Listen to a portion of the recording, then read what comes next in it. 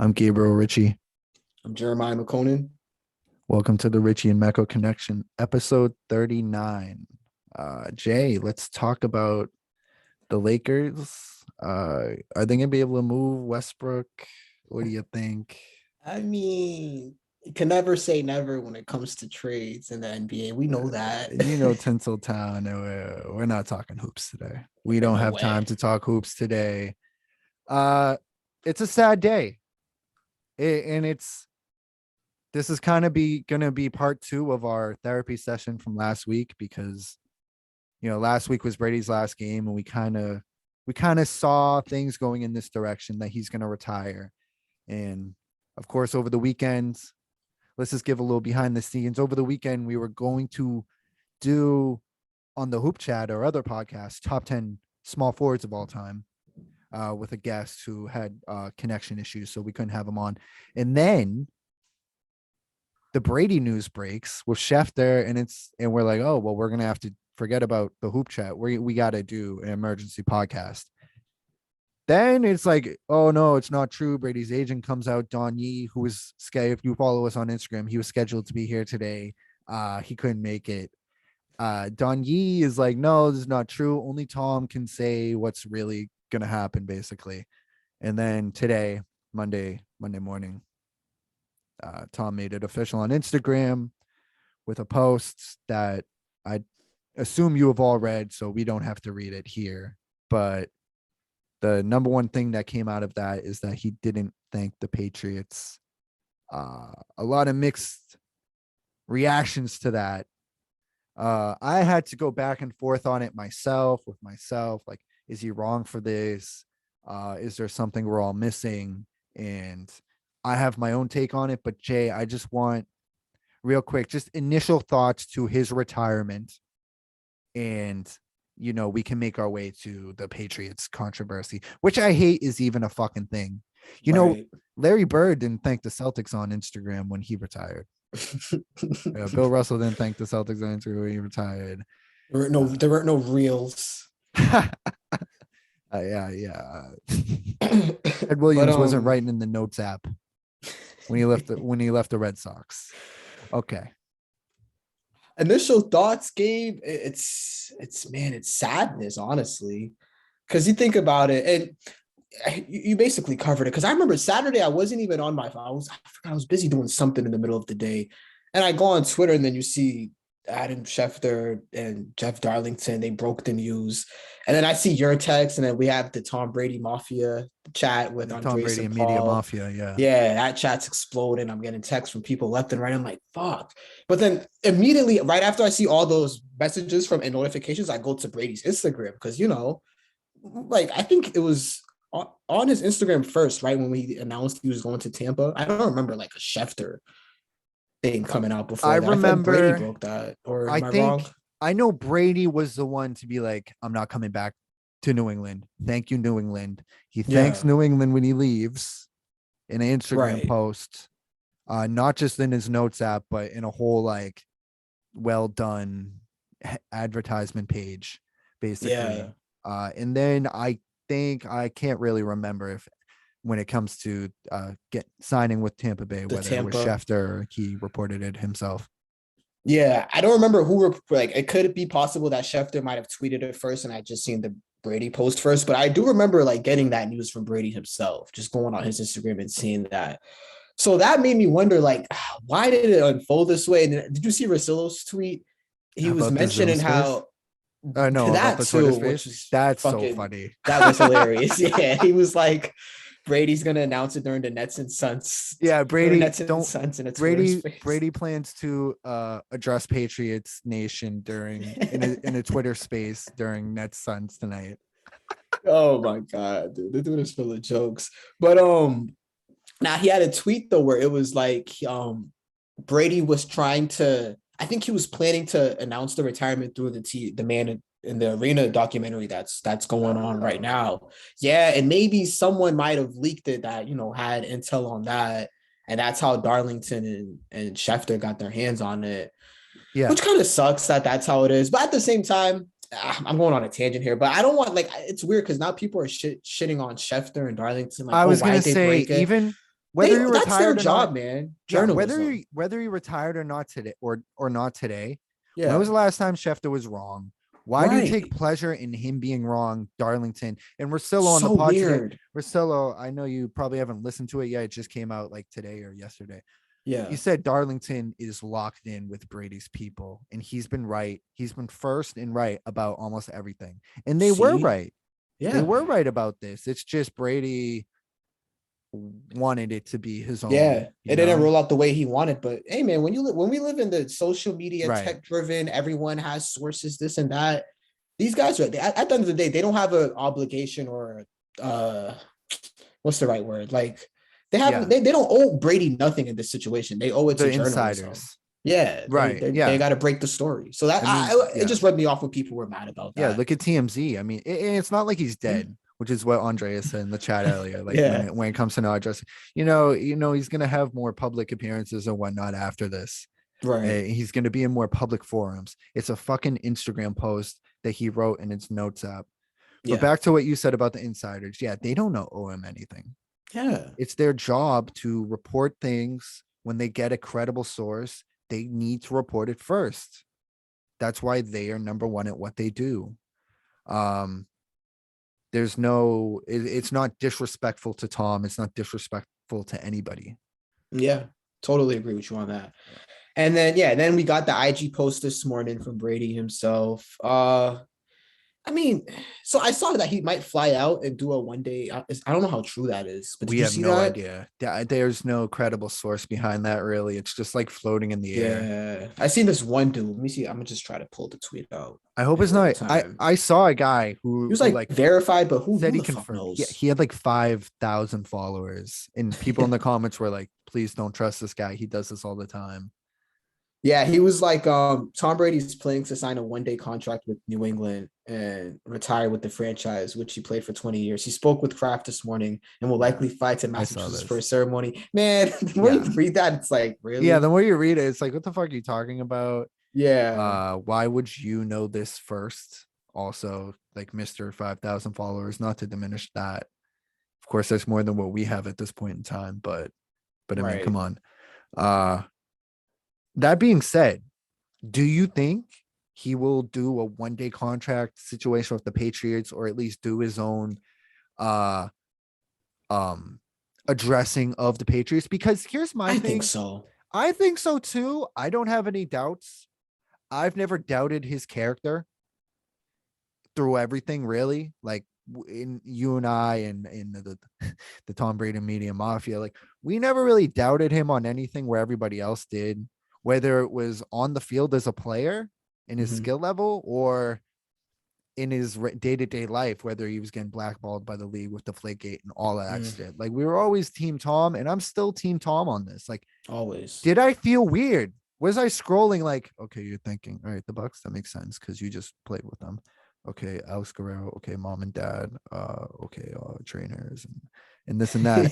He doesn't mention the Patriots, which it is weird. It is kind of jarring, unless that is him addressing Bucks Nation, the Bucks, he's leaving now, who aren't too set up for the future. And it's like, that is my saying goodbye. He never says the word retire in that.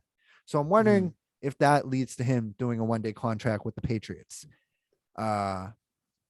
We'll just have to see. However, Jay, I'd like your thoughts on just some of the rudeness that came out of the people of New England today with him retiring and not mentioning them. Because at the end of the day, he doesn't owe you anything. Right. He gave us 6 Super Bowls.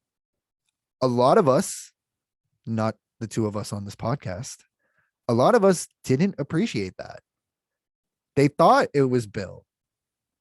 And no disrespect to Bill, which is something I'm going to get into later with narratives and how like we let the narratives of whatever's going on shape how we feel about something, where like you got to take a step back. When I hype up Tom, I'm not diminishing Bill. Brady Bill rankings. Right. Yeah. Power ranking. I'm not here to diminish Bill. He's the best coach of all time. Right. However, there was people who just, if the Patriots lost, it was Brady's fault. And if they won, it was Bill's fault. And it didn't matter if Brady had 6 touchdowns in a game. It Right. didn't matter when Brady was throwing to Chris Hogan's and making Brandon LaFell's and Julian Edelman, who I love, making them look like Hall of Famers at points in their career. Uh, he left because he had something to prove. Mhm. He's retiring now because he has nothing left to prove. But he left because he had something to prove, which I always felt bad about, and I was happy he left, which we've said before. We're happy he leaves so he can prove himself to these fans Right. that really don't deserve him. A lot of them. Yeah. Yeah, I'm kind of bouncing around here, No, but I'm my point, following you. yeah, my point is you gotta appreciate the guy and everything he's done, and you can't get upset over at the end of the day an Instagram post that he did through the Notes app on the iPhone. You Right. just can't. My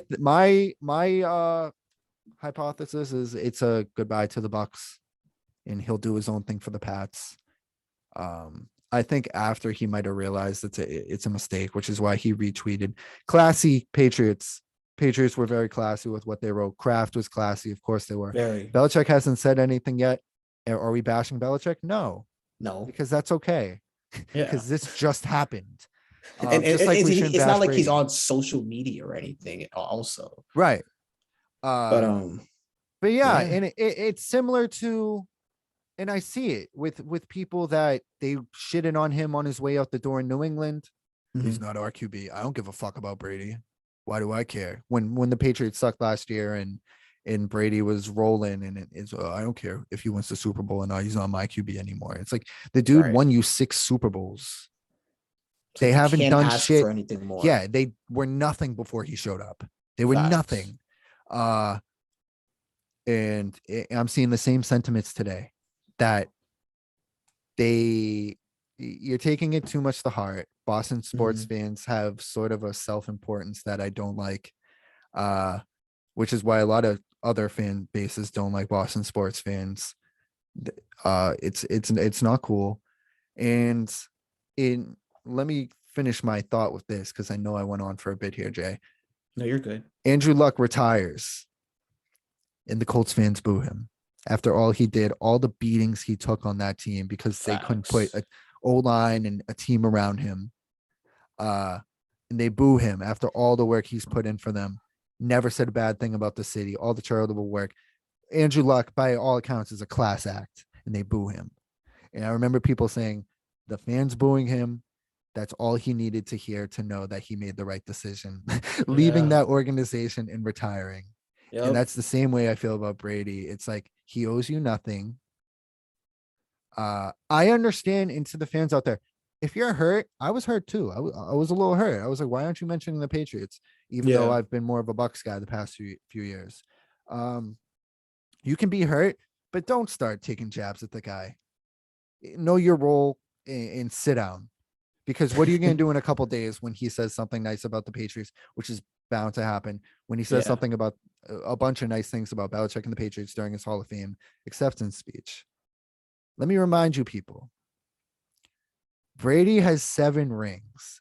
That is more than Bird, Bobby Orr, and Ted Williams combined. Crazy. None of those guys thanked the city of Boston in their IG post when they retired. But it's like they hold. Yeah, my point is just like he was such a phenomenon, and we're never gonna see anything like it. And the fact that people took time today to bash him for some silly shit like that, opposed to just being grateful for what we got to see, Right. which is never going to be duplicated in any sport probably for the rest of our lives. It just rubbed me the wrong way.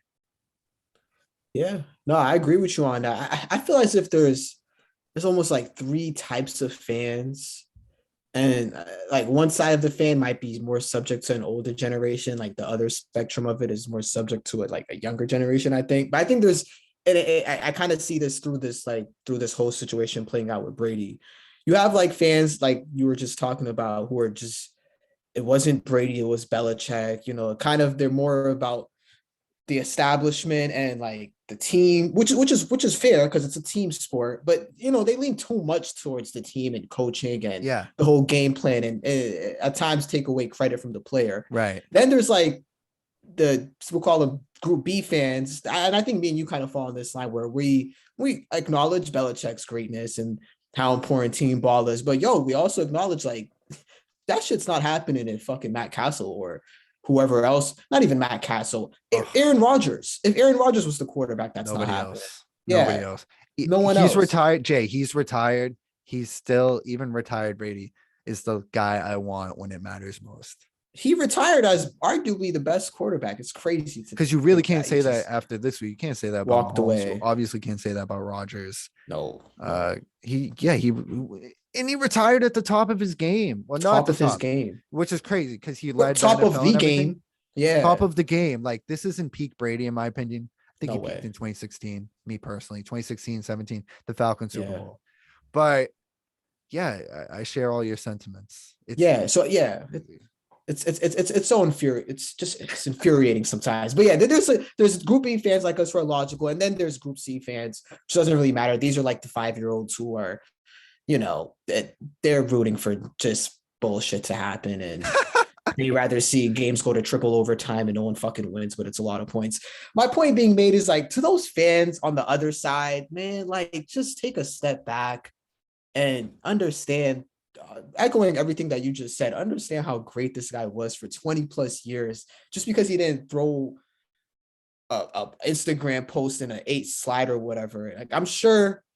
I mean, it would kind of suck if there's nothing for New England, but I doubt it because that's just not who Brady is. I'm sure That's he just has not going to something. happen. Yeah, exactly. It's just not going to happen. Like, It's I won't just- even let myself. And entertain that the thought. people going off about that are the same people who said, "Oh, Belichick went 11-5 with Matt Castle." Yeah, Even though it's the Matt same Castle was a people. Pro Bowler the next year in Kansas City, Right. who Todd Haley was his coach and won the same amount of games as Belichick did with Castle. Yeah. By the way, Castle had fucking second greatest receiver of all time to throw the ball to that year as well. And Welker, Yeah. like, stop with that.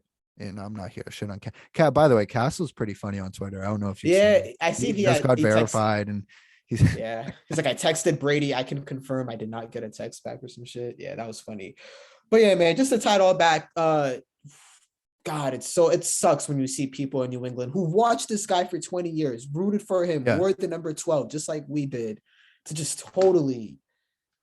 It seems like a betrayal, like a backstabbing, honestly, when you treat it. Well, they feel backstabbed, but they want to feel backstabbed. Yeah, because they wanted to see, and they won't admit this. Nobody would ever admit this. Right. Because it's very sad.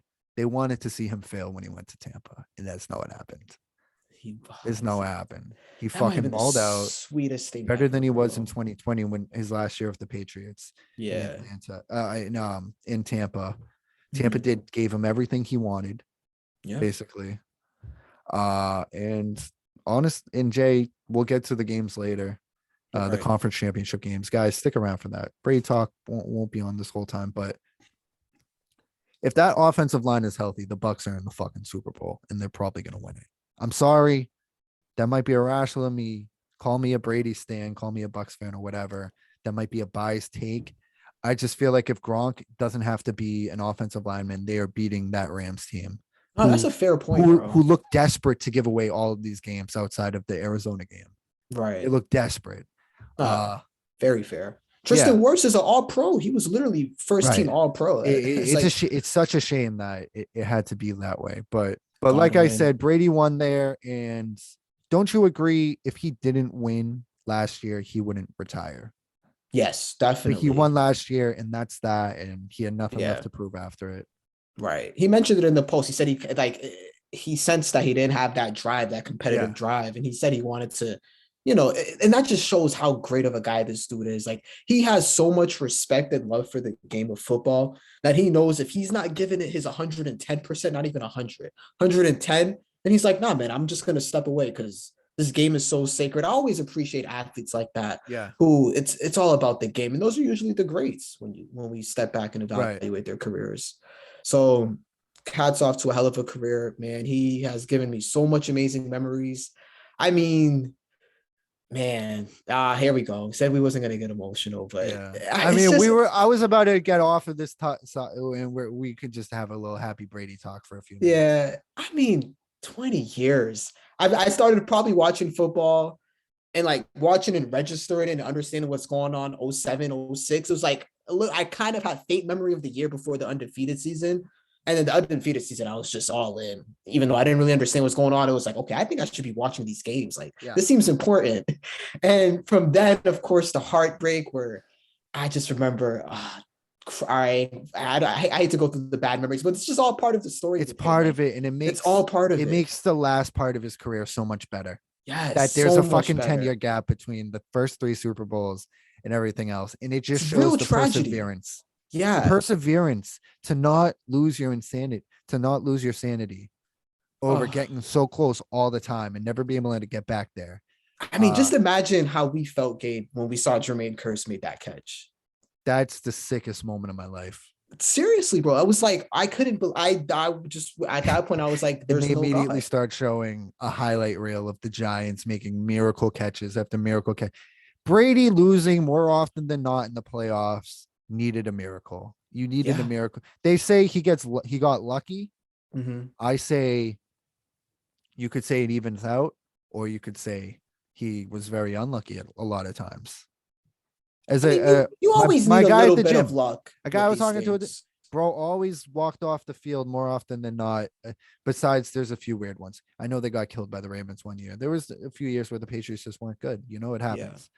Nobody's in the Super Bowl every. And they were injured that year, I think. No Welker. Yeah, but when it mattered most, he always walked off the field, at least putting his team in a tie game, like we saw in his final game, or putting them in position to win. And sometimes the defense pulled it off, and sometimes they didn't. Yeah. But he said he'd retire when he sucked, and he lied to us. He lied. I seen the tweet. It was like Brady just realized the shit was gonna take too long for him sucking. He was like, "Man, fuck this. I can't wait this long." Because honestly, like we mentioned it. He was statistically, he was the best quarterback this season. You could argue that maybe, Allen or Mahomes or Rodgers might have had higher peaks like physically, but man, he was the most consistent statistically, had them in a chance right there to do it again. And it's sad we're not going to get to see any more. That's the saddest part. And that's why I said after last week, not just about Brady, but the Bucs in general. I really love Mike Evans. I love Gronk. I love Fournette.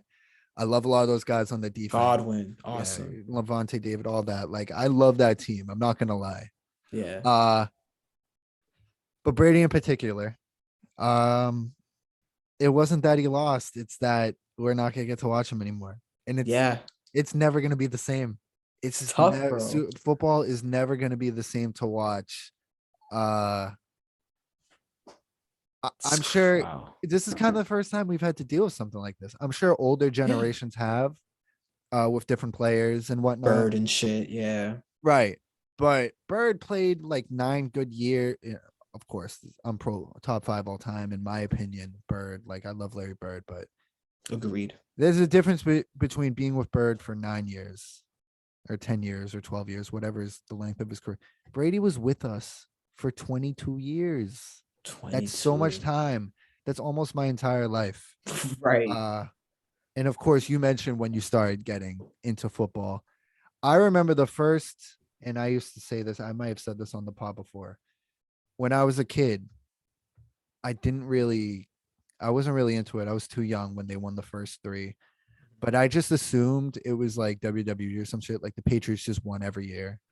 There's a Super Bowl parade in Boston every year. Like, that's what I thought. And the first time I really was like, all right, I'm going to fucking watch football and pay attention was they lost to the Broncos in 2005, Jake Plummer. That was the first game I watched. And I was like, I was even like, it wasn't one of those games where you cry or anything. I was just like, what? What the hell? Yeah. So they don't win?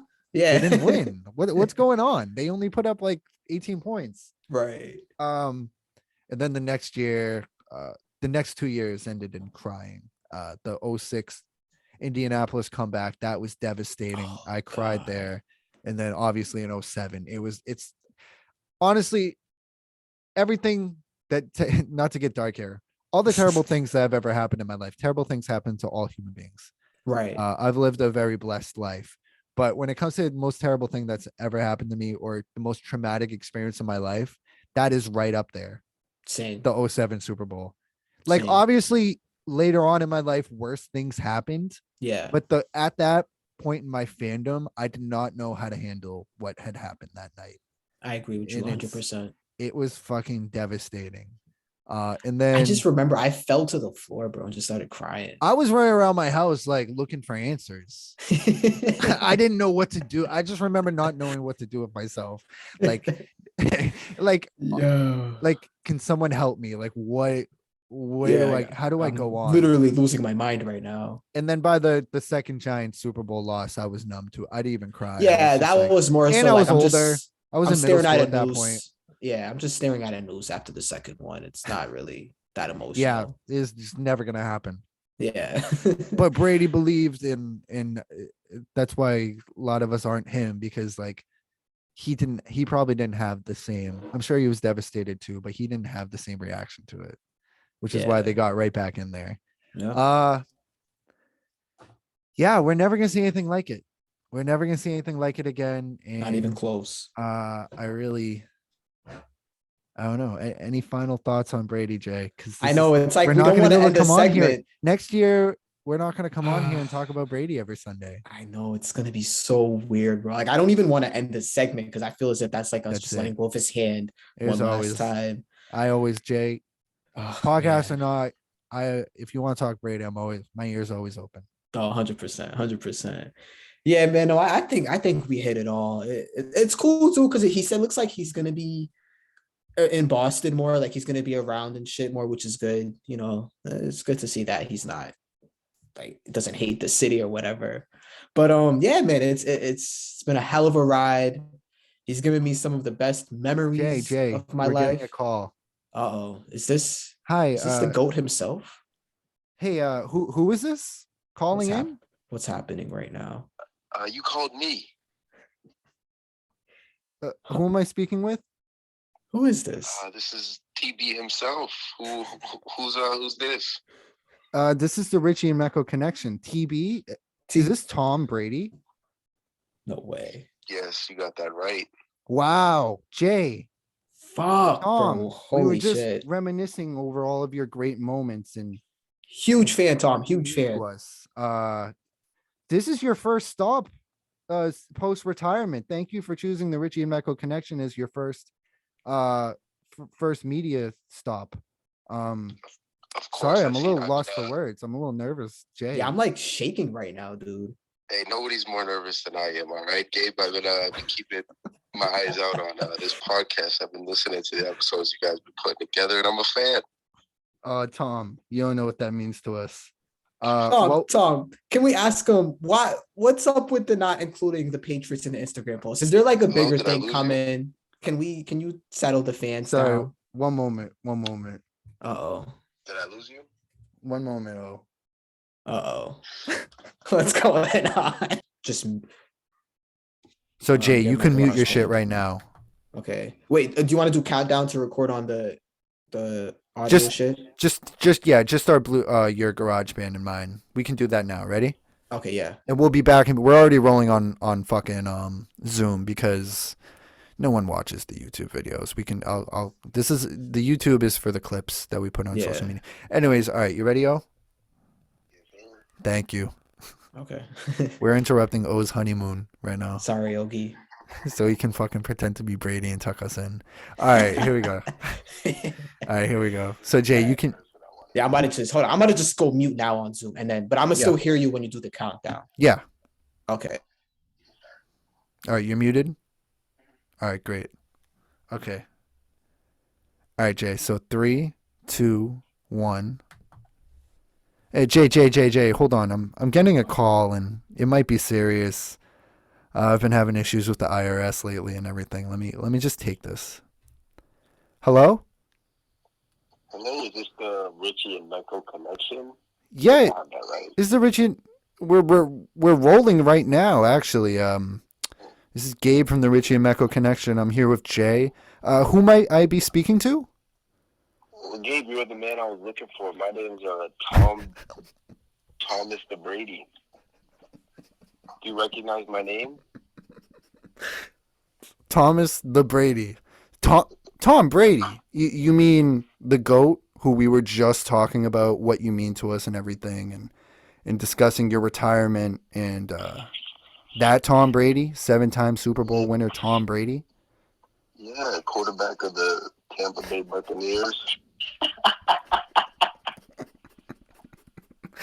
Well, no longer, right? You retired. Is that correct? Or are you coming back to Tampa?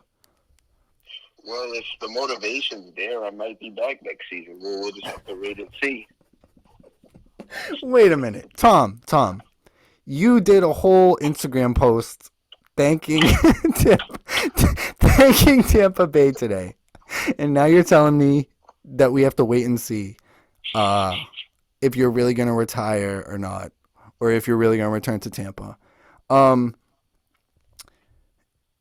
I have a bunch of questions for you, but I know, I mean, you called us, which is kind of weird that you knew my number, and I mean, I'm very happy to have you on. This is the biggest guest we've ever had for sure.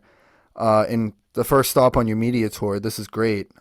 In post retirement, we have a bunch of questions to get to, but Jay, I'm now that we have Brady with us, do you have anything that you want to ask him regarding his retirement post? I'm kind of still in shock right now. Mr. Brady, first of all, huge fan. Obviously, I love you. I have images of you in my head with lotion by my bed, and it's all awesome. But my first question is, did you not include the Pats because it was hatred for Belichick, or what's going on there? What was the leaving the Pats out the initial post about? Because I mean, I'm not gonna lie, I was hurt a little bit, just a little bit. Again, I still love you. I mean, you can never really hurt me, but what was that about, leaving the Pats out?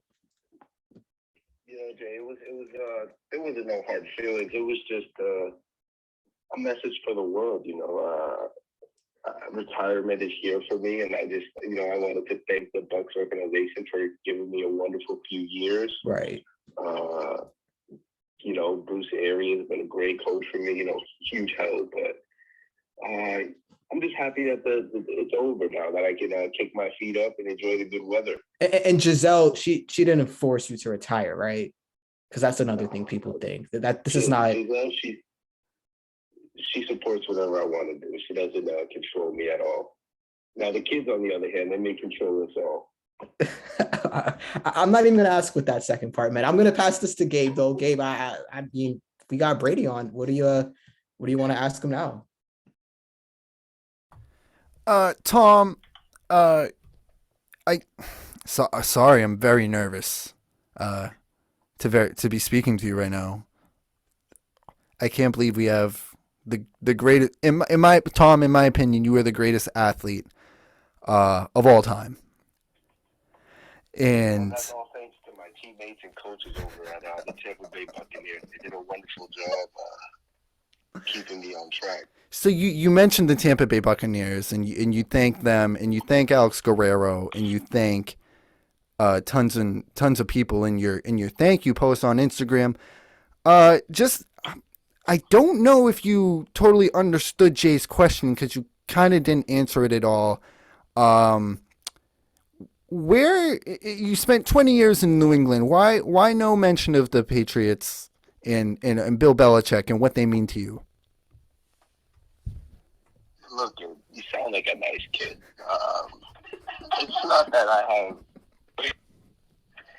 have any animosity towards the New England Patriots or anything. I just wanted to take the time and thank the team that I left off with. They were a huge part of my career and my success. And it was an honor winning the ring for them. Yeah, Tom. Me and Jay and I were very pleased when you won last year, and we feel that really we understand your decision to leave. We feel we've never seen somebody leave while they're playing this good, this high quality of play, but we understand that you're a man with nothing left to prove, and anytime you want to stop by, our doors are open at the Richie and Mecca Connection. So thank you. And should we expect you to do a 1 day contract to cap off your career with the Patriots? Do you feel that much of a connection to New England, or is that it? Is this it? I'm happy. I'm happy where my career left off. It was a great run with the Tampa Bay Buccaneers, and I consider myself the greatest to ever do it, and just happy to leave where number 12 of the white and brown. Twice. Thanks, Tom.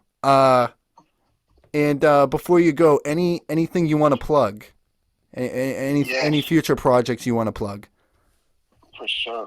Yeah, so I'm gonna go on this media tour. I'll be over at ESPN, Bleacher Report, and all the major media sports circuits. So look out for all my interviews as well. This isn't a plug, but this is kind of something I've been into lately. I don't know if you guys know, but I'm a huge MMA boxing fan. Really, Tom? Yeah. I've gone to the fights. Floyd and I are close friends. I've gone to a few Pacquiao fights, and I consider myself a giant fan. I've been listening to this good podcast called The Hurt Business. It's with two goofy gentlemen. I don't know their names exactly, but it's a wonderful podcast about combat sports. If you're into that stuff, give it a listen, because I'm headed over there right now. You're gonna be on the Hurt. So your first stop was the Richie and Mecca Connection, by way of finding my number somehow, and calling in. Somehow knowing that we were recording right now. Your next stop is the Hurt Business podcast, hosted by a MMA podcast hosted by Ferris Sharari and Josh Leach. These are your first two stops on your immediate after post-retirement. Yeah, I'm just always down to talk combat sports. So those guys, my manager put me onto them, and so I'll be over there on Monday. Great. And Tom, before you go, is there anything you would say to Belichick if he was sitting in front of you right now? I would tell him that I won the round 10-7. It's looking like a one-sided Brady display. All right, Tom. Thanks for calling in. Thank you for the time, fellas. Have a good night. All right, have a good night, Tom. Thanks for calling in. You're the greatest. Jay. It's okay. Jay. I mean, that was something. The GOAT himself. The GOAT himself. One of the biggest moments of my life, man. That was this will do numbers. This episode should do numbers with an appearance like that. Interesting. Tom mentioned he was proud that he wore the white and brown. I didn't quite get that. Some weird comments, but nonetheless, I mean, it's the GOAT on our show. We can't complain. Right. Yeah, I know. He seemed a little out of sorts. He might have a cold or something. He normally doesn't sound like that.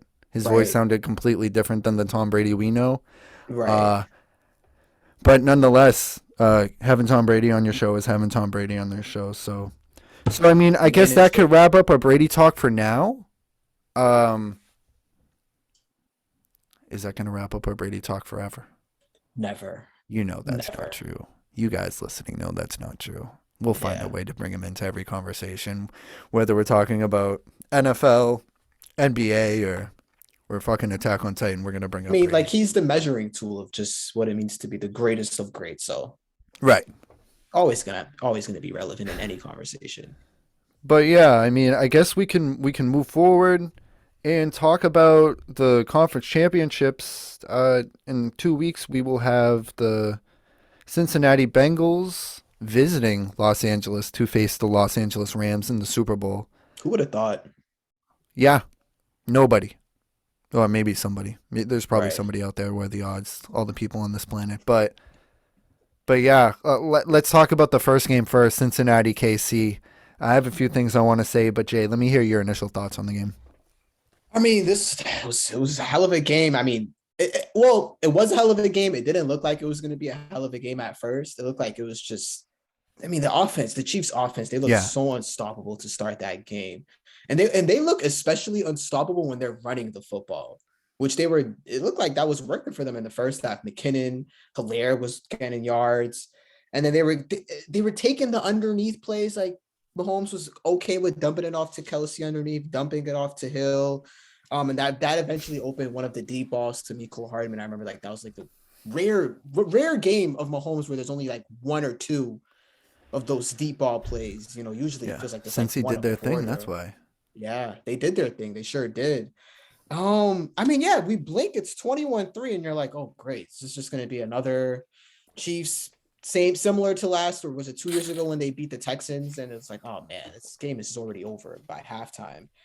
And then it all happened right before halftime. That's when it changed because since he had that huge drive before the half where there was a 2nd and 10, Burrow found T. Higgins. T. Higgins, hell of a game. And then there Yeah. was, I think, a 3rd and 5 where Burrow did the Eli Manning, the Houdini escape, and then he found, I think it was P. Ryan for the touchdown and made it 21-10 before halftime. And then I remember we were texting each other and you were like, okay, yeah, whatever. Since he scored, but we know how this movie ends. KC's Right. about to score. They're about to score when they get the ball back, and it's going to be Yeah. 35-10 in 2 seconds. But they And then didn't. they don't score. Yeah. They were On a so bonehead play. arrogant. And that's the problem. They're Right. so arrogant, bro. Mhm. It's like, what are you throwing a backwards pass to Tyreek? Because it's crazy. It was like a You minute can't do left, that at that point. and then it was like deep ball Tyreek, deep ball Kelsey. They're already Mhm. at the 5. And it's like, okay, yeah, we all expected this. That would And have then it ended the was- game. And bro, a field goal probably ends it, to be honest. I mean, Right. they didn't score until they tied it to send it to overtime since that second Yeah. quarter. But yeah, it was like a backward pass to Tyreek, which, yeah, I get it. This guy's the fastest guy in the world, but don't try to be too cute Right. when you're right there at the 1 yard line. Because you're not in the open field at that point. Exactly. He's Yeah, and not- then they don't get that. He's sort of neutralized. He is. Yeah, it's just such a stupid play call. They don't get that. And then the second half starts and it's a completely different team. And I think that that Cincinnati scoring / KC watching it at the end of the half Yeah. just changed the whole game. That gave Cincinnati hope going into half, as it gave me hope too. Because Yeah. I share your thoughts. Like, beginning of the game, I'm like, if Tennessee, I'm just mad at Tennessee at that point. I'm like, if Tennessee didn't have fucking Ryan Tannehill, that Right. defense wouldn't be letting this happen right now. That KC's running it up. But then, yeah, they stop it. They stop it at the 1, and then they stop it at half. But Cincinnati's after the half, first drive after half, they stop KC. Mhm. But then Cincinnati, they're still having trouble putting points on the board, and they've stopped KC like 5 straight times. And I'm thinking, this is good. KC is going to get a deep ball eventually. The Cincinnati has a chance here, but they're not putting up points. But Right. then slowly but surely, Joe Burrow started turning it on. T. Higgins got open. Mixon had a great game. Great And game. Chase, who was held to like nothing in the first half, really turned up second half of Yeah. that game. And Cincinnati was, and this is probably, if you're a Chiefs fan, this is probably the team you really didn't want to see at this point. And they were probably a little more nervous than the fans, neutral fans were, when it comes to the Chiefs' chances at winning. But yeah, not a great game from Mahomes whatsoever. Oh. And Was it 2 interceptions? Because he had the interception where the screen pass.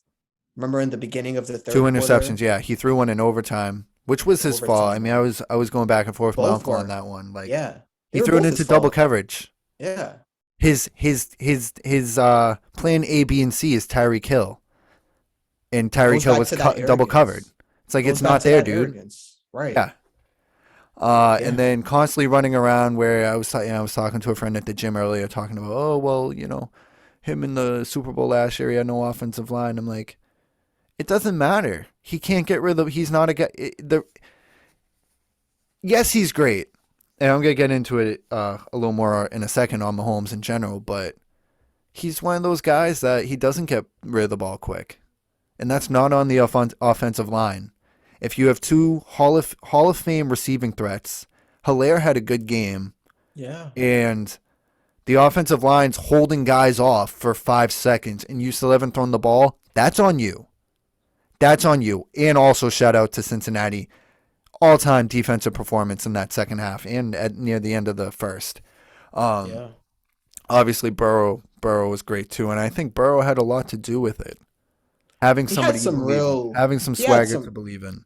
yeah, Burrow had some real like put your head down. I'm gonna get like Right. those scrambles where Brady, of course I have to bring it back to Yeah, bring Brady, it back. but Brady will have that 10-yard random scramble like in the Mhm. most clutchest moment of the game. Yeah. And then he Yeah. does the little first down and he screams and pumps the crowd up. Burrow had a couple of those runs too where it's Right. like obviously he's not Lamar Jackson or even Mahomes or Josh Allen, but like Right. he kind of knows when to take off and he Mhm. won't, he's like not afraid to get hit, which kind of concerns you a little bit if you're a Cincy Right. fan, considering It'll be worth if they just win if they win in a couple weeks, it's all worth it, you know? worth it all. Yeah, 100%.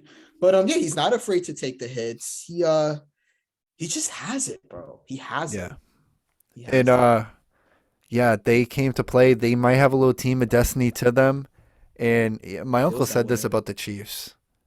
And basically, to sum up what he said, is they're front runners. Like they don't handle adversity well. They aren't tough. They're very, very talented. Um, of course, they have had comebacks in the past, but that was like I said, it's the fucking Tyreek Hill deep ball, which is what I said last week. Like he's so important for them. He might be underrated. Where if you take him out of the game, they fall apart. They kind of Changes fall everything. apart because they He's kind of the don't. whole game plan. Yeah, they don't have. It's the equivalent to a basketball team that's money from three, but all they do is check up threes. Like they don't have a plan B. It looks like. But to cap it off, like my take on Mahomes is, and he's great. People who have him top 5 all time already that's too much. Like stop. But I noticed like people shitting on him after. People took joy in seeing him lose. I don't remember a time where Mahomes said anything rude, controversial. I'm the fucking best out right now. Like I'm the Might GOAT. be because of his I'm might a be because future of his GOAT. brother. Well, yeah, I was gonna get to that. His brother and his girlfriend and his wife seem annoying as hell. That has something to do with it. But also ESPN and these media outlets, they shove these players down your throat and it forces a lot of people to hate them. They're doing it with Burrow right now. ESPN will not stop posting about Burrow, and I'm already seeing people say enough of this guy, blah blah blah. Right. And he just had his moment. Yeah. I just like I want to remind people like don't hate somebody because of what other people say about them. It's not their fault. Don't hate somebody because of their fans. Chiefs fans could be annoying, but don't take it out on Mahomes. Right. You feel me on that? 100%. I'm with you on that. Because I feel like people are going too far the other way. Like he Yeah. sucks and this Right. and that. And Chiefs, nice run for the Chiefs. Losing to Brady last year, losing to Burrow this year, losing to Brady 3 years ago. Yeah. I'm like, okay, they went to 4 straight conference championships. The Patriots didn't even do that. The Patriots won more Yeah. Super Bowls, yeah. But, and like we just said, Brady, there was a 10-year gap between his Super Bowl wins.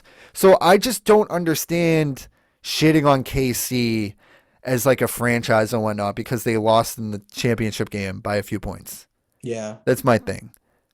No, that's a good observation. It's definitely true because I think when Mahomes started blowing up, of course, there was the people who need to say something, need to have a headline that's like, oh, is he the next GOAT? Is he the next Brady? Which is already not fair to Mahomes. Like, bro, Right. you 2 or 3 years in, you're already drawing comparisons to the GOAT. And I think that kind of has the domino effect of leading to people being outraged and just hating him, like you were saying. Right. Because I mean, we were there, the ESPN or whoever else is like telling you this dude's the next GOAT. Meanwhile, he just had, really terrible playoff game, to be honest. I mean, 3 points in the second half? So for the fans, like for people like us, it's just like, I don't know how to just digest all the information out there and all the media shit. Yeah. Like, don't, Take in the facts and think for Right. yourself. Yes, But think for exactly. yourself. Don't just fall in with the mob. Yeah. I sound like fucking Joe Rogan right now. But no, you know what I mean. No, I got you. Yeah, don't fall in with like the hate just because it's cool to hate on somebody right now. Like really think about, well, what did they do wrong? Exactly. Yeah, but like Mahomes never said he was Brady. He never said that. There's no way he ever said that. It's the marketing shit. It's all of that led us to Sorry, yeah. think this way. Where Rodgers, on the other hand, you can hate all you want because he's a douchebag. He's given Yeah, us reasons to exactly. hate him. Mahomes never came at his teammates. He took responsibility after the loss. Rodgers, on the other hand, it's never his fault. No, Mahomes is great. He's a great captain from all accounts. You hear him, he's always, he puts the team first. Um, yeah, man. He's still I was really gonna young. mention something. Yeah, yeah, exactly. He's so young. This dude, what is his fifth year? He's already been in what you said, four straight conference championships. Yeah, I think I was just gonna say, like, honestly, like if I forecasted, obviously we can't tell, but he probably might finish top five all time. So that's not to say We'll when see. we're not saying he's Brady or anything, like we're not hating on him. Like the dude is great. Right. But right, you're right. We'll see. He has a long way to go, but I'm just saying like And he's that great. It's just I want to see him without the Hall of Famers around him. We saw Brady yeah. without Hall of Famers around him his whole career, really. That's what's Like, honestly that's what separates Brady from everyone else. right. But yeah, also like I want to It's even see him when Peyton. Hill, at least when Tyreek Hill like loses a step. I want to see what Mahomes looks like. And next year his salary starts kicking in. That fucking Yeah, humongous contract he got. They're not going to be able to have a stacked team anymore. yeah. Some sacrifices are gonna have to be made. Right. But yeah, shout out Cincy, shout out McPherson, baby Justin Tucker. That kid is ice cold. Was he like 9 for 9 in the playoffs or something like that from field goals? McPherson? Yeah. McFearless. Yeah, Yeah. yeah, right. It's awesome. last Apparently, name. like before these kicks, he's like, "We're going to the Super Bowl, or we're going to the next round. Like, get ready for this." Like, Oh, I he see. calls his shots. He's a killer. Um, in regards to the Bengals, just to wrap this, Mhm. we're only a few years removed from like Marvin Lewis being there every year and just endless Andy endless Dalton, years of mediocrity. AJ Green. Not Oh, always sucking. Vontez perfect, Pac-Man right. Jones, like Oh the my circus, God. it was there for a very long time. And That was Burrow comes terrible. around, pretty good rookie year, then gets hurt, and now he's already in the Super Bowl. Yeah, yeah. Let's Like give this is Burrow kind some of fucking flowers. crazy. This is This, kind of yeah. crazy. Not to mention when he tore his ACL. I don't even think it's even been a year yet since he came back from that or since the initial injury. So like year one, he balls out, tears his ACL, comes Gets back killed ahead of too. schedule. Yeah, He's gets getting killed. murdered. Like you think the Still, offensive line's bad now? right, exactly. I was gonna say, still doesn't have an offensive line. He got sacked 9 times last game against Yeah. Tennessee. Managed to win that. Was running for his life a bunch of times in this game. Like this dude, man, Mahomes is great and all, and he's obviously a super talent. You know about Rodgers, everyone else, but Burrows, I mean, if he's able to win a Super Bowl in his second year, now we can start to put him on that trajectory to an all-time great potentially. Right. Right. A trajectory. Yeah. A possibility of Trajectory, becoming yeah, whatever. Because look at Rodgers wins and then never wins again. Of course, Rodgers is a top 10 quarterback of all time. But yeah, going back to what you just said about like potentially all that shit. yeah. Some guy tweeted on Twitter the other day that I want to share this. He says Brady has confused these people so much. They see Mm. someone who's really good and just assume they'll be in the Super Bowl every other year. He may never make it again. Yeah, it's They it's might be true. talking about Mahomes there. I think that was Or probably after the Burrow. Chiefs loss. Oh, Or yeah, okay. maybe Burrow. But yeah, you never know when it's your last time in the Super Bowl or anything. Yeah. Like Dan Marino, all those guys, they just don't grow on. We're never gonna see another Brady. But yeah, great performance by Burrow. Great performance by the Bengals defense. Shout out Jimmy to the Burr. coach. Yeah. Only a couple second year there, already in the Super Bowl, and Great story. we'll be rooting for them. Yeah, I will be for sure. Uh, we can move on to the next game, which wasn't as good. It was a good game, but we've been so spoiled the past couple weeks with classics. Facts. And that was the Niners who have beaten the Rams like 6 times in a row now. This was such a weird game. It was a weird game. I took like a nap. Like Yeah. I took a nap like at the beginning of the third quarter. I was like, let me save my energy for the fourth. I was just exhausted from all the Nah, football. it'd be like that. But yeah, it was a weird game. Uh, it didn't feel like either team had that like edge to them, really. Yeah. The Rams had some drops. Of course, that guy dropped in the end zone. That looked like me if I tried to catch that. Like that's people don't understand. It's kind of hard to catch these footballs. Yeah, running The full pace they've come. speed. Like I remember, It's a good point. I was playing like football in the cold like a couple months ago. I hadn't played in Yeah. forever, and there's a deep ball coming right my way. And Jay, I'm a decent athlete. Yeah. I can catch a football. You a lot of people who know me like I I can can catch I can I catch a can test football. I can testify to that. Yeah, this ball, it was cold. The ball was it was a deep ball that was chasing it. Yeah. It was like I had no hands, Right. and that's a lot of people. And that's what this guy looked like. But he gets paid to play football, so Yeah, that was be just better, funny. guy. Be But better. yeah, Cup was a fucking monster in this game. Of course, Cup it is was the best player shine. unbelievable. Debo shined, Cup Yeah. shined, and at the end of the day, Odell Jimmy shined. Odell shined. Yeah. And I loved seeing Odell. Debo was crying at the end. Odell going up to him, giving him some words of encouragement because Odell's been there.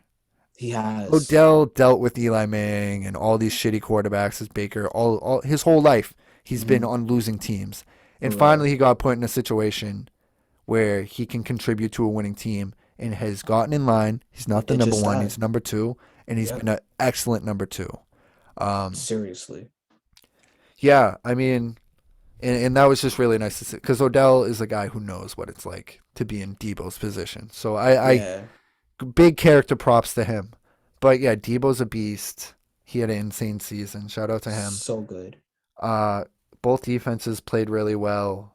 Yeah. At the end of the day, it came down to Jimmy G had a chance to drive for the win, and we know how that goes.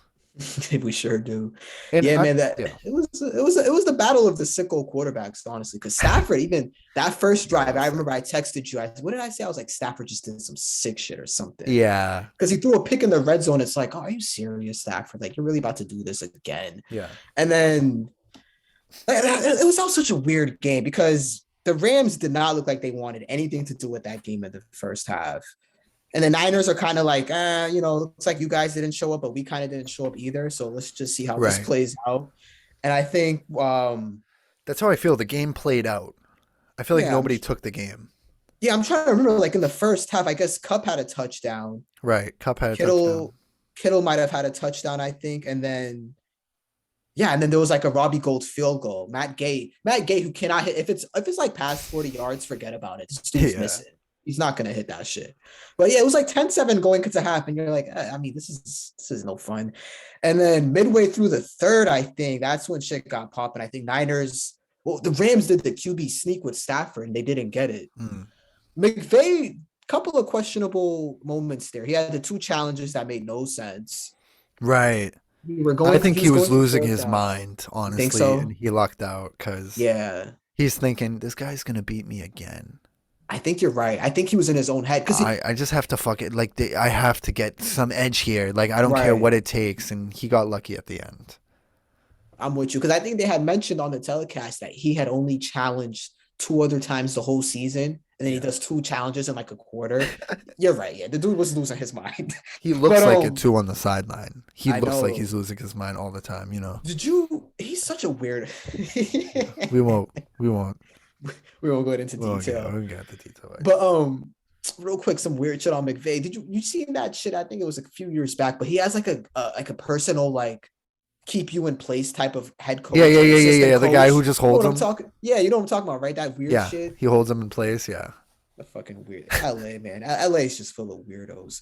But yeah, midway through the third, they get that 4th and 1. They don't get it. Niners drive down. That Jennings guy, who I was telling you, I remember texting you through the season. He just reminded me of Michael Crabtree. I think it was just because he wore number 15. And Yeah. he was good. But he had a huge 3rd and 10. And you see that if you're a Niners, if you're a Rams fan, you're like, all right, this dude was like, it's not even was supposed to get converted. He bounces off 2 guys, gets the 3rd and 10. Because I remember I had Niners, I had San Fran +3, so I'm just on edge this whole time. It's funny because when you gamble on a game, Yeah. and once it starts getting into crunch time, you're paying attention to like the littlest detail. You're like, Yeah. oh my god, that left tackle did not block. I peep That's why because that the way you sucked text me back when you gamble on something is completely different than when you don't. Dude, I'm like fucking in the booth with Romo and Nance, just sick on my mind. You're like, they fucking marked it at the 25. It's at the 26. It's at the 26 and a half. I seen it. But yeah, then that Niners go up 17-7. Then that was it. Jimmy G and company checked out. That was literally the game. Yeah, I remember. My uncle was like, "Well, this one's." He might have been being sarcastic, but he's like, "You think it's over?" Or like he was. I'm like, "No, I don't think it's over. No, Everything it we've can't. seen the past few weeks, like this game's not Right. over."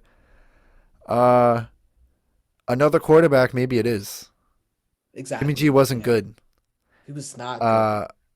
And Stafford wasn't great, but it really came down to which quarterback was worse. right, The and opposite team was going to win. I think Jimmy's a decent quarter. Let me just say this. Yeah, I guess I'm just zagging here with defending all these losing quarterbacks from the Jimmy weekend, G, but MVP. like you and I, we were out on Jimmy G a long time ago. Like a couple of years ago, even in that Super Bowl that he played in, I was like, this guy's just not good. Just Yeah. show me what he's done. That's great. And I'll admit some of my I think I mentioned this before, but some of my ill feelings to him was kind of Brady driven, but I'm with you. Yeah, Yeah. I was out on him because A lot of people wanted him to be great so that they could be like, see, the Patriots should have kept him. right. At the end of the day, the Patriots got lucky and have Mac Jones now and got to keep Brady and win another Super Bowl. I think Jimmy, we know who he is at this point. But, you know, the Mina Kimes thing. Did you see the Mina Kimes, Jeff Garcia shit? She Yeah, where basically it was came at like- him. She shares our thoughts on him. And Jeff Yeah. Garcia's just, you're a fucking woman. You shouldn't be talking about, you didn't play. I don't want to hear it. I fucking love Jimmy. Like that shit. And it's Weirdo. like, I think that might have something to do with it. And I agree. Obviously, like, Jeff Garcia is an idiot. right. But I think people go too far the other way. Yeah. Like now Jimmy's what? We think Jimmy's who's the guy from the Bills who threw 5 interceptions and a half? Peterman. Nathan Peterman. Yeah, he's not Nathan Peterman. He's like Ryan Tannehill. Yeah. They're decent. They can sort of manage a game, but if they have to be put in a position to win, they're not even going to do that. Which is why Brady was never a game manager, because even in 2001, when he's not going crazy or anything statistically, he's putting you in positions to win. Yeah. Where they're not even doing that. Like Jimmy didn't need to be extraordinary on the last drive. They didn't need 2 touchdowns or anything in No. 2 minutes. Like that's not what the deal was. But he just completely shat his pants. Yeah. And throws a behind the back pass into the arms of the defender. Which I'll say that I'll give more credit to Donald and the Rams pass rush on that because they really just got Right. in his face. Like at Yeah, first I was like, oh, he didn't. fucking He should have just took Jimmy the sack again. though. It wasn't He 4th down, should've. right? Yeah, I think it was probably third and 10 or whatever. Right. But yeah, he's not top 5, but he's probably top 15, and he was going against the Aaron Donald pass rush. Exactly. Give the guy a break. All I right, just so let me- I just hate the swerving. It's like, oh, we should have kept Jimmy. People here, so we should have kept Jimmy G. Blah, blah, blah. No, he sucks. Oh, Jimmy G's terrible. It's like, I've told you this. I've been saying this for years. yeah. But don't overdo it now. Don't Right. overdo it to correct your past thoughts. Yeah. It goes back to that shit where for some reason there always has to be 2 extremes, and then Right. Right. there's good people out there that stay in the middle. Like we try to at times. I mean, I'll admit sometimes I may lead one way or another, but I'll Yeah, try when to you gamble stay- on somebody. No, I'm just kidding. Yeah, or if I'm watching KD. But but like I'll try to stay as as fair as possible. But sometimes I think that's part of what drives this media wheel. Like there has to be these extreme opinions on both sides. I think that's just part of the world we live in, and something we might have to just accept. It gets annoying though. Definitely does get annoying. Yeah. But yeah, I mean, shout out the Rams. They won. Yeah. I'll Well put ask you together this. team, all in. Yeah, I'll ask you this: who would you rather see win?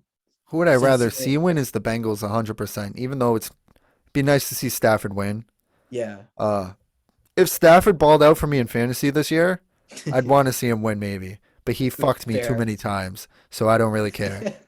The Bengals are you can't hate the Bengals. We've said this before on the pod. Like they're just 100%. too fun to watch. They've got swag and all that. Like Burrow's the man, and you want to see something new. I know the Yeah. Rams would be new too, but like you want to see just the Bengals win their first Super Bowl. Yeah. We That's kind don't of where I stand. right. Yeah. Let's save our Super Bowl picks for next week. Okay. Next week's gonna be more basketball heavy because we're not gonna be coming off of a football game. But we Trade can do our deadline. Super Bowl. We can save our because who knows what happens the next week. Let's save our Super Bowl picks for next week. Yeah. Nah, yeah. Yeah, I'll I'll be hold rooting off for on the Cincy. picks. I'll say I think the Rams have guys that I root for more, like individuals. Like it would be cool to see Odell win one. Aaron Donald, I feels like he deserves a ring as great as He he really is. wants one. Yeah, even Stafford, like these guys came a long way. He's Yeah. definitely frustrated me, but he finally has made it here. But since he just as a whole like organization story, like I'm rooting for that. So I honestly I want to see a And good they have game. actual fans. Yeah, exactly. It's more of like a real there's history there. So I guess I just want to see a good game, but no, there's no bad result for me. Whoever wins, I can root for Yeah, both teams. but let's cap this off with this before I forget. Okay. We talked about the overtime rules last week, and I'm so happy I remembered this. And they should probably change them, but Yeah. you're just saying that because the Bills, blah blah blah. Since he didn't get the ball first, and all you had to do was stop Tyreek Hill and hold down the Simple. fort. Maybe the Bills were frauds, Mm, which is what we thought they were at points this past season, right? yeah. Josh Allen's incredible. Josh Allen's I was gonna incredible. say He's Mahomes outside of equal. Allen, I feel bad for yes. him. I do. Yeah. The Bills just that was disgusting defense in hindsight. I know it was a shootout. I know there was some magic in the air, but I mean, since he Well, that's the key. When there's kind of magic in showed the us how to air, do it. Yeah. yeah, when there's magic in the air, you need to know how to, stay focused and not kind of get Right. lost in that. And Yeah. Buffalo got lost in it. hmm But yeah, I just want to throw that in there. Maybe we'll elaborate more on that down the line. Real quick, before we get to AOT, do you Ooh. want to talk about this Flores situation that's really awkward? Like he finds out through Yeah. Belichick that Oh, that's the worst, bro. I still don't completely understand this situation. Do So you want to lay it out for us? yeah. So because I'm so glad you texted me and you said we were going to talk about this because I was talking about it at work with my boss. Like we just talked about it a little bit, but then I started looking into it, like the one tweet that had the text messages in the storyline. So I mean, this story has potential to be huge, Gabe. To be honest, because it seems like he has the whatever the like the actual written out whatever the case is of him just suing the NFL. And in it was mentioning how the owner of the Dolphins was telling him they'll pay him $100,000 to lose games. And then there was shit like so I think the owner's name is Stephen Ross for the Miami Dolphins. He Yeah. invited this was around the time 2019 they were kind of forcing or trying to push Brian Flores in a direction to just sign some QB, but they didn't mention the quarterback's name, I guess, for legal reasons in the statement or whatever. But they were mentioning how the owner like invited Flores out on a yacht. This is after he was trying to influence Flores to like, get on board with his quarterback. And Flores was like, no, I'm all set. Like, I don't think this guy is going to be good for the team. Then the owner like sets up Flores on like this surprise, like setup type meeting with the quarterback. He like invites him on a yacht for Yeah. lunch. And he's like, oh, and coincidentally, the quarterback that I was talking to you about is actually going to show up. So maybe we could all talk. And Flores is like, no, fuck this. And he like actually left the yacht. Like he just straight up dipped. Yeah. And they said from then on, shit kind of got sour between them and front office. Like, oh, Flores is hard to work with and shit like that. Right. Which is, these are stories. This is Flores' side. But if there's like actual hardcore proof of him, of like Stephen Ross actually offering money to Flores, like to lose games and shit. So we can fucking fire him at the end of the year, probably. Yeah. For a losing record. If there's evidence of that, man, this is going to be a way bigger story than I think any of us realize right now. But it kind of just goes back to a bigger thing where, I mean, yeah, it's minorities are definitely underrepresented in, management, head coaching. And I think Flores' main ammunition in fighting this is going to be the Rooney Rule, which I didn't even know what it really was until today, but I looked it up. It was basically like an organization has to interview a minority for an opening, whether they get the job or not. Like they Yeah. have to interview them. And then in that statement that Flores and his lawyers put out, they were mentioning how obviously if Belichick knew that It was already a done deal. yeah, you're going into an interview, you already know the job is given to someone else. Like, Right. okay, is this Rooney Rule to like actually open the eyes of some of these, people in power to actually see the talents of black coaches? Or is it Right. like, let's just interview him to get it out? We're not hiring a black coach, but let's just Right. yeah. Which is funny because there was even a story on LA and Denver because I think he's suing Miami, he's suing the Broncos and the Giants because of the whole thing with Belichick now and that the new coach. All But, teams that could use them. Right. Isn't that funny? But even Denver, I think he mentioned that Elway and whoever else, whatever management he was with, like they showed up an hour late to the interview that they were supposed to have for the head coaching job. He said it seemed like they were like hung over, which again, I don't want to just tie myself to saying this is true, but it's still worth mentioning. And he said like the next day they gave the job to Vic Fangio. And he created the nickname Fanny Pack Fangio for himself, so that tells you everything you need to know about him.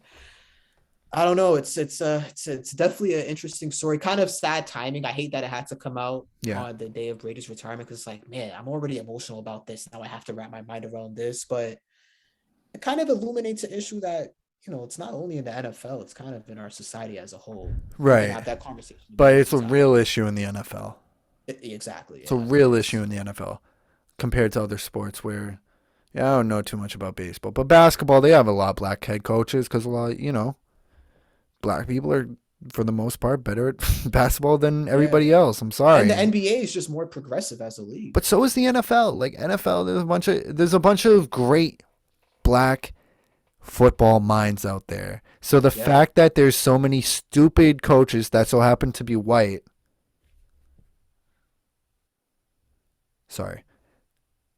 There's so many coaches that so happen to be white, but you can't get one black coach. And this past year, we saw two guys overachieve. Really, the guy with the Texans who was goofy at times, and it was random how he got the job, but he did a pretty good job with a team that was supposed to be terrible. And I think he did a really good job molding that young quarterback. Honestly, David Mills, who nobody thought anything of until this past year, and then you have Flores, who, as we see, like he might have been fired because he didn't lose, but he's probably getting fired regardless. Right. He's not in the plans for the future. It's a problem in the NFL where, like in hockey, it's just not an African American sport. They're not really in it. Yeah. So the most glaring organization with this, in my opinion, with sports is the NFL. Like this is an issue with the NFL in particular. Yeah. I really hope after all of this, it doesn't lead to Flores being blackballed. I'd love to see him coach the Patriots someday. I love the guy. Same. He seems great. The defense was so much well run under him than it was under fucking Matt Patricia. Matt Patricia was blessed with like a bunch of guys in their prime. Right. And we saw what he went and did as a head coach, and not too good. But let me see here. I just want to pull up the text. It's very kind of funny how with Belichick, that was funny. So I'm not gonna lie. So Belichick's who got the job with the Giants? Brian Sable, I think. And he thought he was texting the wrong Brian. I guess that was Dabble. Yeah, Brian Dabble. So yeah, the Giants are gonna bring on Brian Dabble for the head coaching position, but they're also gonna interview Brian Flores. Right. So Bill Belichick is texting Brian Flores, thinking he's texting Dabble, which is just funny. So Belichick, let's read the text. Sounds like you have landed. Congrats. And Belichick, who has ties to a bunch of people in the NFL, obviously, but the Giants organization. Flores goes, "Did you hear something I didn't hear?" And then Belichick goes, "Giants? Question mark, exclamation point, question mark, exclamation point. And then Flores goes, "I interview on Thursday. I think I have a shot at it." Belichick goes, "Got it. I hear from Buffalo and New York Giants that you are their guy. Hope it works out for you. Oh, this Works is so out if you awkward, want it. bro. And then Flores this is so awkward. Flores goes, Yeah. that's definitely what I want. What I want. I hope you're right, coach. Thank you. Coach, are you talking to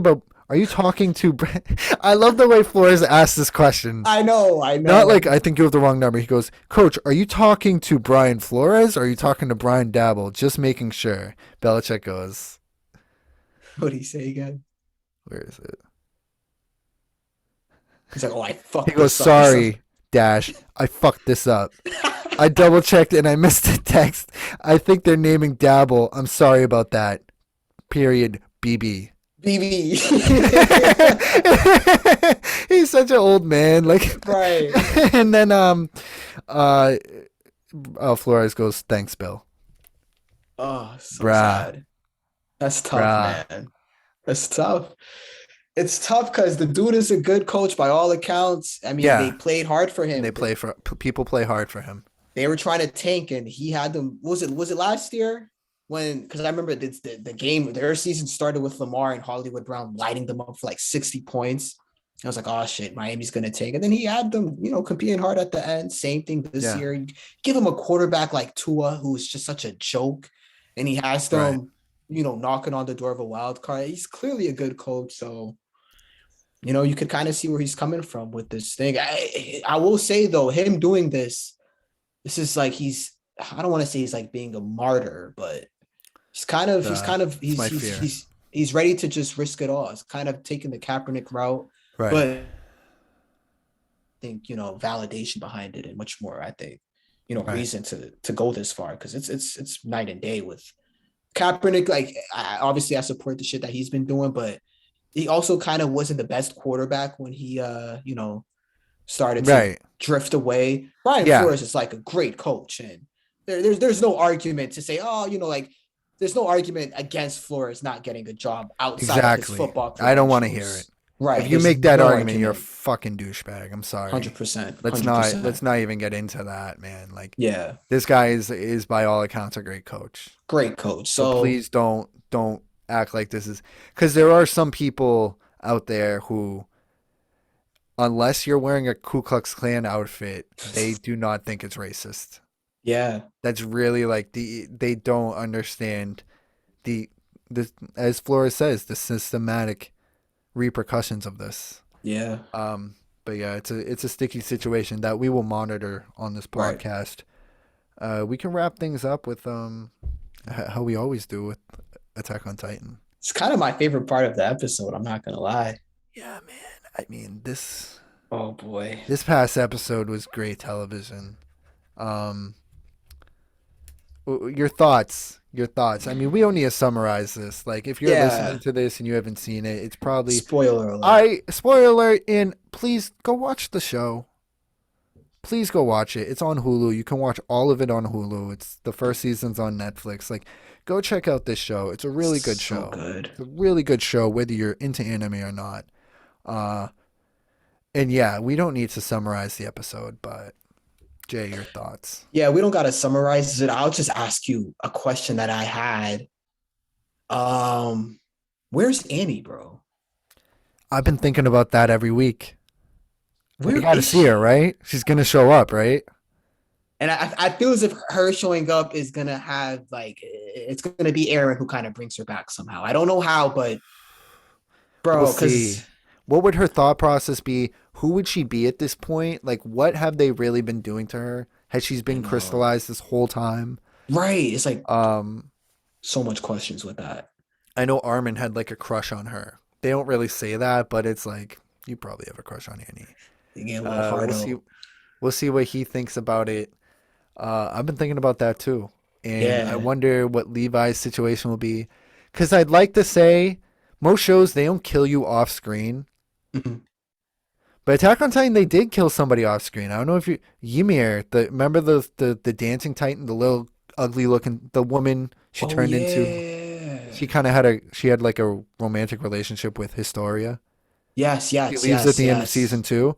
Yeah. They kill her off screen because she got fed to Porco or to Okay. Galliard, the guy who just got ate The, by like, Falco. The dude he be running on his Yeah. floors, right? Yeah. Yeah. Okay. So now that's going to be Falco's Titan, but They killed her off screen. So Crazy. we'll see. We'll see what happens there. I hope Levi comes back and fucks it up. I I sent you that know. TikTok that my friend Rick sent me of the fucking what the That shit was rumbling looks like, and it's so terrifying. scary. It's so scary, but I watched it like 20 times. I'm like, Yeah, this is horrible. yeah, Rewind. Oh yeah, my god, this is terrible. yeah. Rewind. Bro, Just the it's just because helpless I'm a feeling. sicko. Yeah. Oh my god, it's just. So is that the prediction? Is he gonna do the rumbling? First I of think all so. right, hold on. So his power, right? Let me get this right. So is he able because of the so he's the attack, or I guess The Attack Titan, but he also has the Founding Titan too now. okay, so I was confused about that. I wasn't sure if the attack titan, like he just transformed into the attack titan. It's not the founding titan, but is it the combination of both that gives him this power? I think he turns into what he always turned into, which is the Attack Titan, but he possesses the powers of the Founding Titan as well, which has like the fucking the powers that the Warhammer Titan had. So he can like shoot crystals. He can shoot like spikes out of himself and To whatnot, you protect know? himself and shit. Yeah, I remember But him he saying that also in his like later. whatever the major historical repercussions of the Founding Titan are, he has that too. Mm. But what was really interesting is it looks like only the Attack Titan, and maybe I'm wrong, only the Attack Titan, that's the Titan that can see into the past and future. Which is Okay, so crazy that that shit is that nuts. really means that he's probably thought of this For a whole minute plan. now. I think so. And when he touches a member of the royal family, he can like see everything. So we Yeah. see in season 3, he kisses in the ceremony, he kisses the hand of Historia, who's in the royal Mhm. family. So he kisses her hand and he has a bunch of fucking memories. Yeah. And after that, he's kind of different, right? Yeah. And I'm Yeah. wondering, does he know at that point, oh, my dad didn't fuck shit up. I'm the one who shows up and I tell him. Because I time think doesn't so. even really exist in that way, you know? That is such a Because mind fuck. it's a major mind fuck and it sounds stupid, but it makes sense. It does make sense. It does Yeah. make No, it makes a sense, lot of which is sense. really hard to do to make that time travel and all that make sense. But like, yeah, they went to the paths that lead to all things or whatever it's called, so they can Right. be everywhere at once, really. So and all right, so when he kissed Ymir's hand, like Yeah, Historia, yeah, or Historia's hand. So yeah, because Ymir is the one who creates stuff, right? Like right. she's the old lady or that lady we saw in that next dimension. But so at that moment when he's able to see the future, so at that point, does uh does his dad also know what Aaron's about to do? Because like he kind of warned Zeke at the end, like, don't Yeah, let he's like, Aaron do Aaron, that. then nothing can stop him now or something. Like So the everything dad just even goes his knew. way. So the dad also knew with Aaron, like, yo, Aaron's about to do some crazy shit. And Right. but he still kind of enabled Aaron to get to that point. That's where it gets kind of confusing. You get what? Yeah, yeah, it's so. Maybe Oh Aaron's man, just too influential on his dad. Like that scene. That was a crazy scene where he's like, yeah, I'm like, oh, the dad's. This is the part where the dad slaughters the royal family, and then it's like, oh, he's not gonna do it, and then Aaron's like, what are you doing? it's so Don't be crazy a because I think bitch. right, it's crazy because I think that no bullshit. I think that's when the dad might have let Aaron realize like, yo, I'm just gonna let Aaron go through with this shit. Because Yeah, remember when they were doing the flash when Zeke was taking Aaron through the memories initially, yeah, and they went to that one memory where the dad was talking to Aaron. What's yeah. the dad? Gregor? I want Grisha. to get Grisha. He was talking to Aaron and he was like, why do you want to leave the walls or whatever? And Aaron was like, for freedom, or what did he say? He was like, to be free. Or it Yeah, was something, something it like was that. something along those He doesn't want lines. to be binded by the walls. Yeah, right, right. So maybe is that what led to the dad to believe like, okay, he kind of gets it, so I'm just gonna have to let him go on Yeah, this path. I don't know. I'm just throwing and then ideas out there. also, Such a I love crazy that thought. Zeke thinks the dad turned Aaron bad. But I this whole time, know. Aaron keeps saying, I am who I always have been, or whatever it is. And it's like, Yeah. that's perfect. It really, looking back, taking a step back, like Aaron's told us his plan. At the end of season 3, he points across the ocean. He's like, so we'll be free if I kill everybody over there. Oh yeah, I remember that. And I'm wondering, like, we see the Colossal Titan, episode 1 of Attack on Titan. Colossal Titan shows up. Titans Yeah. fuck shit up. bunch of people get murdered. Right. Zeke knew about that. That's my thing with Zeke. I feel bad a little bit, but it's like, bro, you've killed so many innocent people. Yeah. It just does, the ends don't justify the means. And it feels like he was just seeking like validation from his dad at the end. Yeah. That's kind of like part of like he was also, I think the whole, obviously he's trying to euthanize all the Eldians and shit, but it feels like you kind of just were mad because you weren't loved that much when you were younger, and it's driving a lot of this. Yeah. But Eren, yeah, if I kill everybody over there, so it's like maybe his plan this whole time is that I'm going to get this power so I can do the rumbling and murder Marley and whatever else is in our way. And it might be as simple as that. It might be, no bullshit. But I don't know. It's gonna be fucking nuts either way. This is what makes this show so great. I was thinking, bro, like, obviously, I know I have some animes that I need to watch. Yeah. And you've told me that there's an anime at the top of your list that you hold in regards to just all type, like, Legend shows, period. Heroes, yeah. Yeah. Yeah. But I will say Attack on Titan right now, as far as plot and storyline, it's one of the greatest. Plot, period. And hype, it's probably a 10 out. I don't know about plot. Hype, excitement is 10 out of 10. You're always excited for Attack on Titan. Just like like the anticipation going into a new episode type shit. Yeah, and the soundtrack helps too. The soundtrack is a 10 out of 10 as well. It makes everything feels important. The voice acting helps too. Like, they benefit from some stuff. But, bro, it is a great show. I've always felt, I say this about a lot of stuff too, and this kind of goes back to what we said earlier, where people let the narratives and what everything else around them, it forms their opinion. But if you really look at it, it's like people watch a bunch of anime, they think, oh, Attack on Titan's so popular, it's not as good as people think. But it really is to me. It's not perfect, but yeah, I don't know. You got to watch more animes. I know. So before we can have this conversation, like, there is stuff that I hold in higher regard than Attack on Titan. But it's been fun. It's been a lot of fun, and it is a really fucking good show. So good. Yeah, I'm excited. So what do we think happens next episode? Just next episode. What do you think happens? I think we're gonna come back to reality next episode.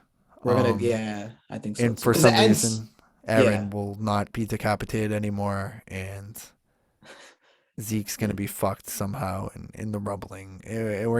The next episode's probably gonna set up the rumbling, which will happen the episode after it. That's my theory. I agree with that. I agree with that story, like that timeline. I think Eren and Zeke are about to get that though. Oh yeah? Yeah, I think because it ends with a hug and the dad is Grisha's like, stop Eren, and Zeke is just looking right at Eren. That's another weird thing. Like, so when Grisha when Eren is looking at Grisha, or if Eren's looking at something, Grisha that was so interesting, bro. Yeah, dude, that was so interesting, because you first think they're just watching this guy have a meltdown and whatnot, but he can't see them. Like, they're observing, and then you realize he's like, Zeke, is that you? Yeah. And he's like, who's this old man? And it's because Eren is like, looking at him, right? Crazy. Huh? So Grisha is looking at it through Eren's lens in a way, but like through his lens at the same time. That's the part I'm still trying to understand. I think Eren, it's Grisha looking through his own lens, but Eren is there as Eren. I see. And they can communicate with each other. That's so fucking nuts. Oh man, it's crazy. Yeah. And this sounds insane if you don't watch the show. Know, if you don't. We didn't do a good job explaining it. Like, last week we did a really good job, I think, but at this point, I don't want you to know what's going on if you don't watch it, because I don't want you to spoil, because I want you to watch it someday. Yeah. No, this is kind of I think this is one of my favorite conversations that we've had of Attack on Titan, just because it's so much confusion and like it'll get better. Wait, what? What's going on? It's just gonna get better. Yeah. No, I believe it. But yeah, Gabe, any other thoughts? Nah, that just about wraps it up. Follow us on Instagram. Today I posted a Future performing before a 49ers game in like 2012. And Young Future. It's like, yo, if they just had Future perform the other day, they probably would have won. 2012. So the hole. Was that? What if that was the Vernon Davis game? It very well, it could have been the Vernon Davis game. It was definitely the playoffs. Yeah. But Shout out yeah, Future. yeah, follow us on Instagram, follow our respective Twitters, and please let us know if you have any thoughts on the pod. Leave a 5-star review on Apple Podcast, on Spotify. Please. Write a little something about us if you like us. That will help the show. Um, I think we only have like one review up there right now, and I'd like to see more. Let's get that to like 5, It'll guys, take by two the end of seconds, this guys. month. It'll take 2 seconds, guys. But yeah, share the pod, and thank you, Brady. Thank you, Tom Brady, for Yes. for everything.